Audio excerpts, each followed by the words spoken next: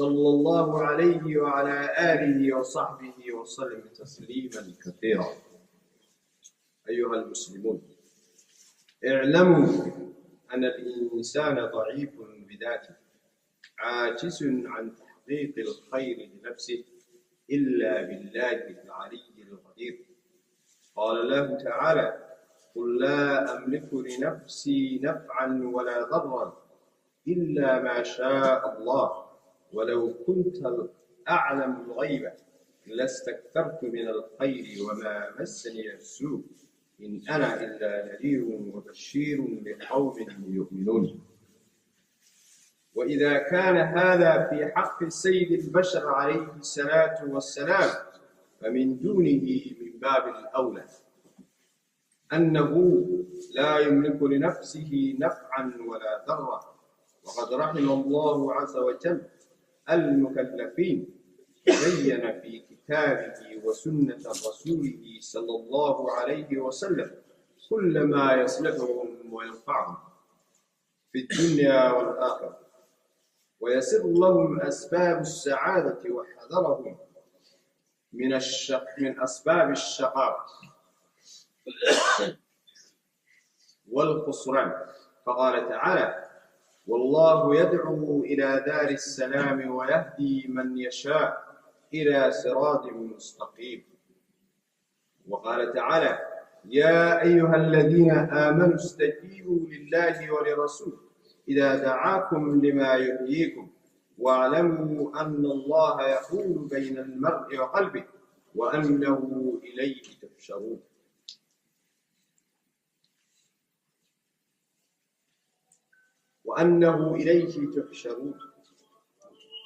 وعن أبي هريرة رضي الله عنه قال النبي صلى الله عليه وسلم: يقول الله تعالى: أنا عند ظن عبدي بي وأنا معه إذا ذكرني، فإن ذكرني في نفسه ذكرته في نفسي، وإن ذكرني في ملأ ذكرته في ملأ خير منه، وإن تقرب إلي بشبر تقربت إليه ذراعا، وإن تقرب إلي ذراعا تقربت إليه باعا. عباد الله، الدنيا ضرعت على الكدر، ولا يقضي الإنسان من الخبر ومن أمراض ومصائب وأحداث وأحزان وهموم وظلم وفتن وبغي وعدوان، ولكن الله من رحمته ولطفه جعل للناس وفتح الناس باب رحمة يتنفسون فيه، ألا وهو الدعاء.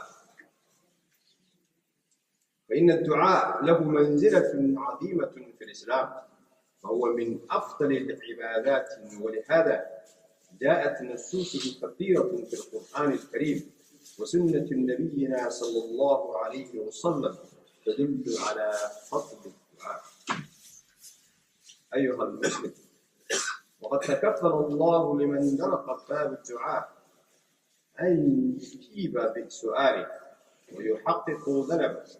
قال تعالى: إذا سألك عبادي عني فإني قريب أجيب دعوة الداعي إذا دعان فليستجيبوا لي وليؤمنوا بي لعلهم يرشدون.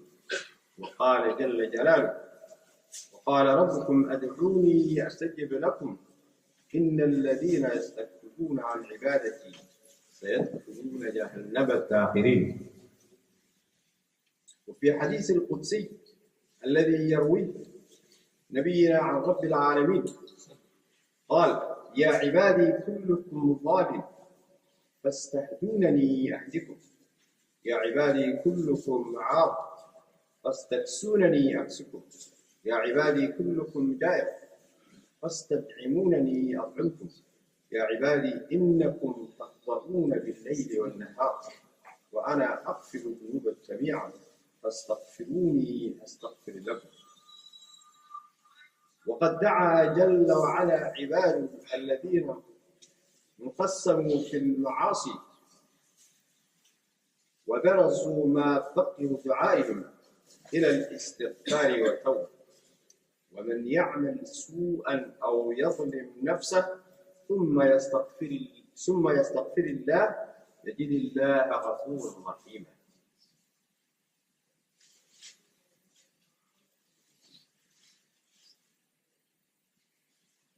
أيها المسلمون، وليعلم الداعي أن الدعاء آداب عظيمة،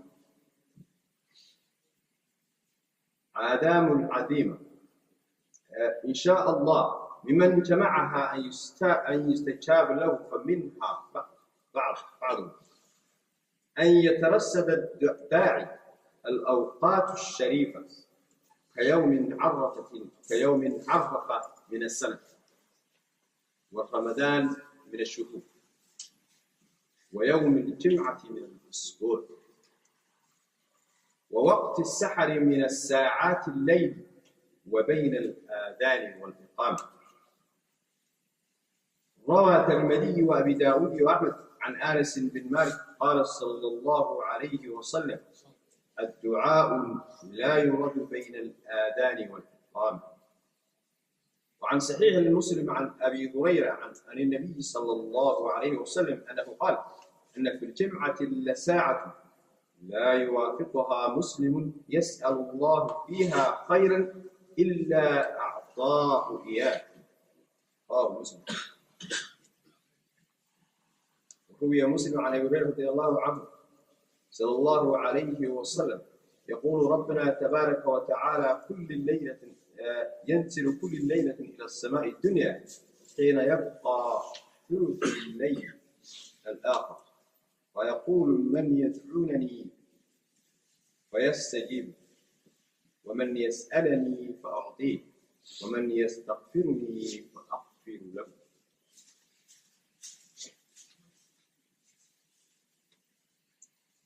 أيها الإخوة الكرام، هناك أسباب التي تمنع الإجابة لسؤالك رب العالمين سبحانه وتعالى. لقد تكون سوء أعمال العبد ومعاصيه وكثرة الشر، وقد يكون أكله الحرام وتعديه الحرام، قد تكون أنه يدعو بقلب غافل معرض، وقد تكون الأسباب الأخرى كما صح عن النبي صلى الله عليه وسلم قال: ما من عبد يدعو الله بدعوة ليس فيها إثم ولا قضيعة دم إلا أعطاه الله بها إحدى الثلاث: إما أن تعجل له دعوته في الدنيا، وإما أن تدقر له في الآخرة، وإما أن تصرف عنه من شر مثل ذلك. ومعنى هذا الحديث أن الإنسان إذا دعا دعوات فقد يكون عدم الإجابة من أجل معاصيه وقفلته وإعراضه وأكله الحرام، وقد تكون عدم الإجابة لأن الله جل وعلا كان له أن يعوضه عما ضرب بما ينفعه في الجنة والآخرة، وأن تكون له دعوته هذه عوض عنها بالشيء ينفعه في الآخرة. أقول قولي هذا واستغفر الله يغفركم.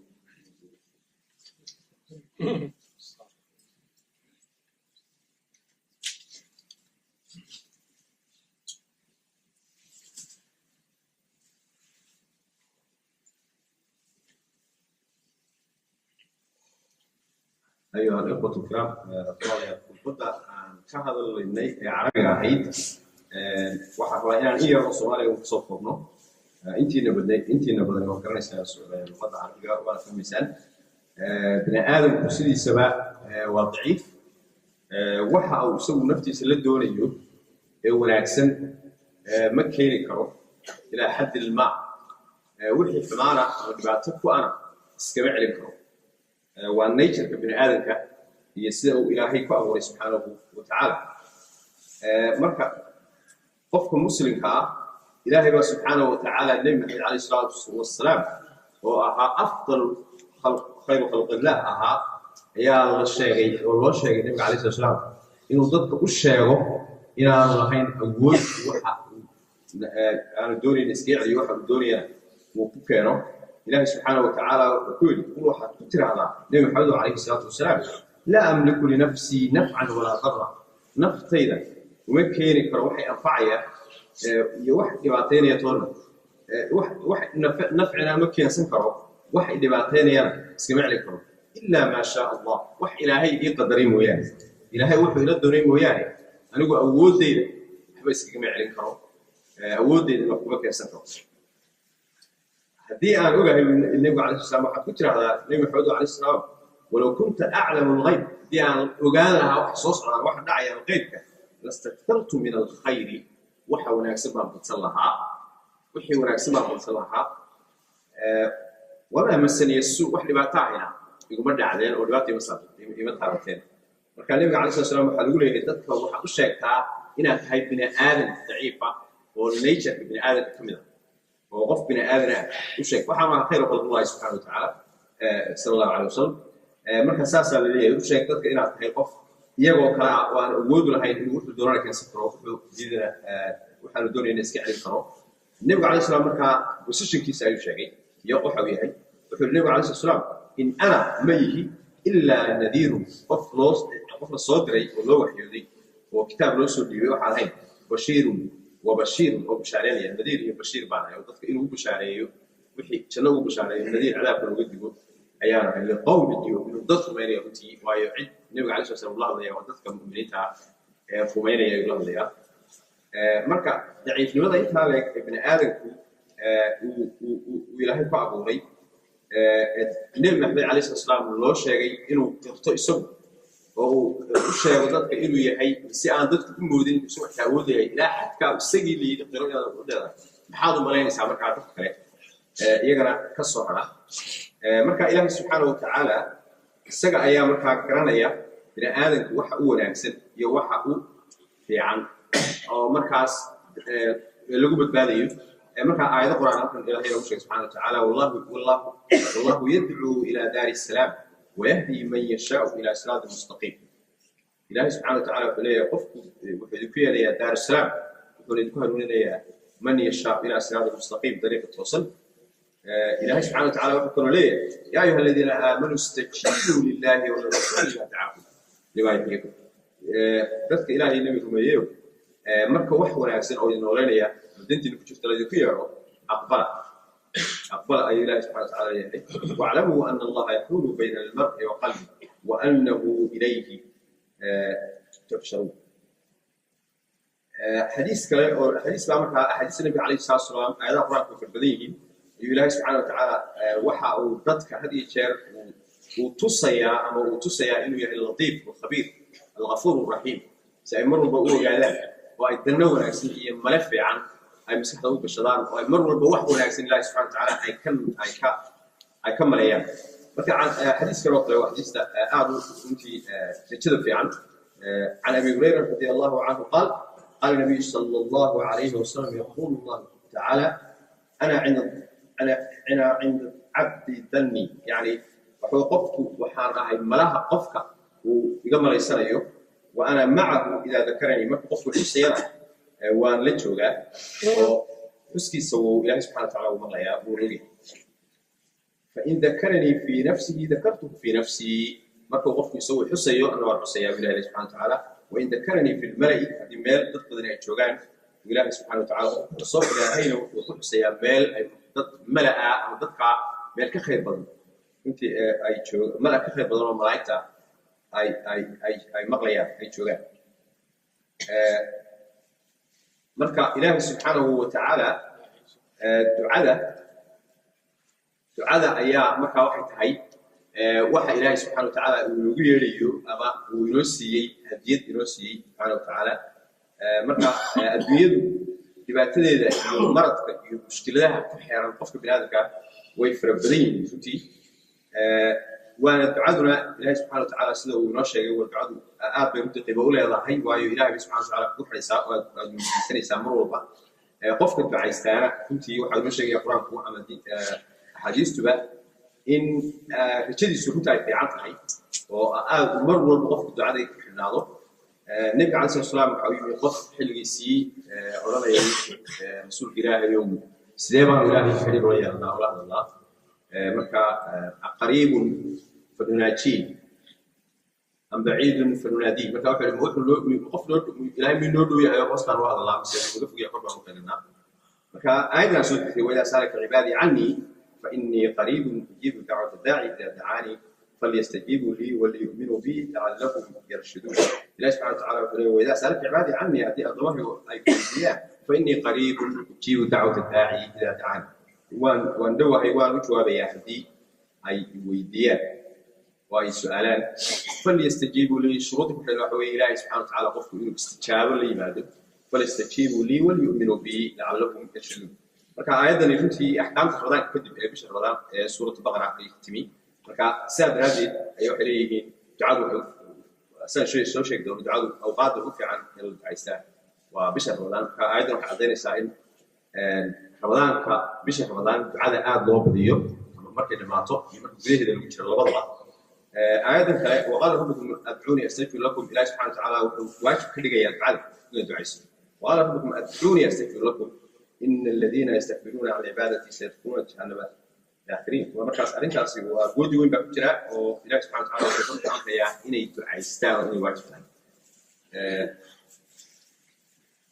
مركز لما أرمض مركز أي الدعاء يفضل شيء الراعية صار شيء أو بعض دعيستو ولكن أحاديث بدر عن شيء نقولتي وحكم ذا وقت يد اللي دعيستو عن أنس رضي الله عنه وقت هذا آلانك هي قابلة جحدة هي دعاء المستحب تاعي كل يوم بغفق دعاء سنكرة واحد كله مستحب تاعي اللي يلا رمضان بشهر رمضان سنة بشي واحد الجديد سنة واحد الجديد بشهر رمضان اللي قاعد كل شهور سنة الليل وقت الجمعة أنت أصور من وقت هذا أنت يبغى الله ده دعاء الله بديه إذا مرة دعاء الله تاعي waxaa jirta iyaduna xadiis kale oo oranaya almanc in qofkii ducadii laga aqbali waayo oo ducadii laga aqbali waayo marka qolada la yiraahdo nuuru ala darbi oo sacuudiga culimada waaweyn ee jiro ay ahaan baa su'aasha la weydiiyo waxa lagu yiri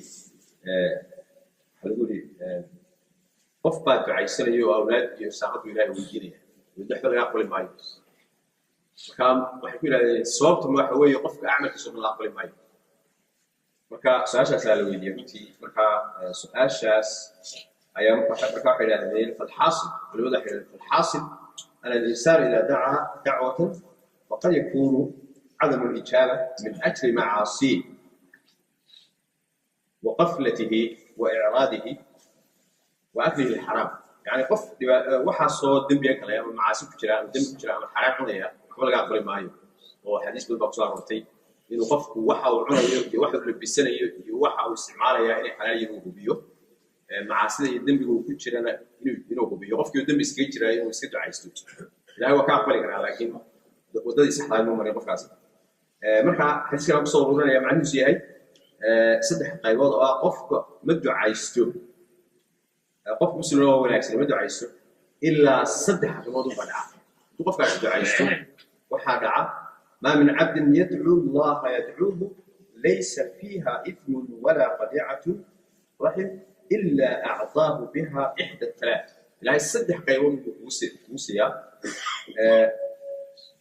inuu adduunyada ku siiyo inuu ku siiyo ducadii laga aqbalo in aakhirada lagu dhigo oo janno iyo wax lagu bedelo iyo in dhibaato ku soo socota laga aqbalo laga joojiyo saddexda arrimood ayaa isoo sheegay qof wanaagsan oo ducaysta saddexdaas oo buuxda qofkii laakiin ducadiisa laga aqbali waayo waa isaguna waa baab kale oo macaasida iyo waxaas ay soo wasgalaysaa culimadu say ku jawaabeen dear brothers as we know, we are human beings and we are very weak. We cannot prevent ourselves something we don't need to happen to us. We cannot bring good things to us, something we like to happen. So it shows that the weakness of us as a human being. It has been torn into pride. The Prophet ﷺ were told that himself was a human being. And Allah subhanahu wa ta'ala told him that he has to admit his weaknesses, because the Prophet ﷺ was a human being, even though he was filled with wealth, and he was one of the Prophet sallallahu alaihi wasallam. Allah subhanahu wa ta'ala said, قُلْ لَا أَمْلِكُ لِنَفْسِي نَفْعًا وَلَا ضَرًّا إِلَّا مَا شَاءَ اللَّهُ وَلَوْ كُنْتَ أَعْلَمُ الْغَيْبَ لَاسْتَكْثَرْتَ مِنَ الْخَيْرِ وَمَسَّنِيَ السُّوءُ. This means that the Prophet sallallahu alaihi wasallam telling people that he cannot do himself the good things, and he cannot prevent something you don't want to happen to himself. So this is an admission that Prophet ﷺ himself was not able to do more than the other human beings doing. So this tells us the human was the highest level of human, because Allah subhanahu wa ta'ala given many specialities. So Allah subhanahu wa ta'ala this is the Prophet sallallahu alaihi wasallam. Khutbah emphasis. The emphasis of this khutbah is because we are very human beings and we're very weak. We need to get something support. So the only support that Allah subhanahu wa ta'ala has given us, and it's a gift for us, is make a dua or a supplication. The supplication is one of the great acts of worshipping that the Muslims don't need to neglect. So not underestimate. One of the things that you need to do is not really compulsory to do every day, after Salat, but you have to know it is an obligatory, and in order for you to maintain this, you need to know the importance of this and how important it is. Because it's a great chance as a Muslim for us to ask Allah subhanahu wa ta'ala what we want, to ask Allah subhanahu wa ta'ala what we don't want to happen to us. And that's a very important thing, because Allah subhanahu wa ta'ala, we have mentioned in this khutbah that the Prophet sallallahu alaihi wasallam, his time, the person came to him and said, he asked the Prophet sallallahu alaihi wasallam how we can communicate to Allah subhanahu wa ta'ala. Is he very close to us so that we can speak make our voices down, or can we speak to him loudly? They asked that question for the Prophet sallallahu alaihi wasallam, and then Allah subhanahu wa ta'ala give this ayah, وَإِذَا سَأَلَكَ عِبَادِي عَنِّي فَإِنِّي قَرِيبٌ أُجِيبُ دَعْوَةَ الدَّاعِ إِذَا دَعَانِ. Allah subhanahu wa ta'ala said, if my servant ask where I am, if they want to ask, make a dua for me, I am not far from them. I'm hearing and accepting their dua. So that's a great promise for Allah, from Allah subhanahu wa ta'ala. So our main purpose of this khutbah was to maintain the dua all the time. And I've mentioned the times, or the times that we need to focus our dua, even though we can make dua every time. So for example, بين الإقامة والأذان. So after Iqamah, before the Adhan is made, and then before the Iqamah, between that time, it's very good time to make dua. In the Ramadan time, it's very good time to make a dua, to ask what you want Allah subhanahu wa ta'ala. In the Friday time, it's very good time to do dua. In the Arafah, if you go Hajj, for example, the Hajj time, it's very important to make a dua. And in the Salatul Layl, for example, before this, the last thuluth of the night, it's very important to make a dua. So these kind of things is a timing. So you need to be specific in the time. Sometimes I mentioned in the khutbah that sometimes you may ask Allah subhanahu wa ta'ala something and you never get it. So you may ask your question, what's going on? Because I prayed so many times and did this, but Allah never accepted. So you never know Allah subhanahu wa ta'ala. So Prophet sallallahu alaihi wasallam made in a hadith saying that if you are a good person or a mu'min, if you ask Allah subhanahu wa ta'ala something and you didn't, three things happen. Allah subhanahu wa ta'ala may give you that thing you ask. Allah subhanahu wa ta'ala, the second thing, Allah may prevent something, problem that would have come to you before dua. So for that reason, for that dua, Allah prevents something, problem that comes to you, would have come to you. The other thing is that Allah subhanahu wa ta'ala may give you in akhirah, who knows? So, never upset yourself. So carry on making dua. The other thing that prevents Allah subhanahu wa ta'ala not accepting your dua is if someone is not praying, for example, or is not going to Ramadan, or he's in a bad deed. He's within a bad deed. He's doing so many bad things. So he's doing so many ma'asis. So that's the thing that prevents the acceptance of Allah subhanahu wa ta'ala for your dua.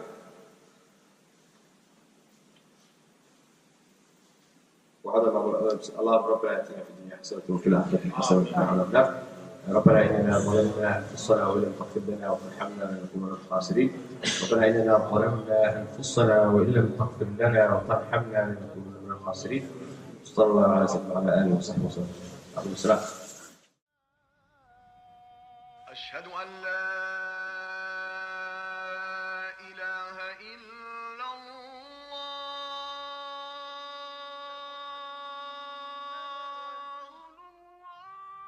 أشهد أن محمد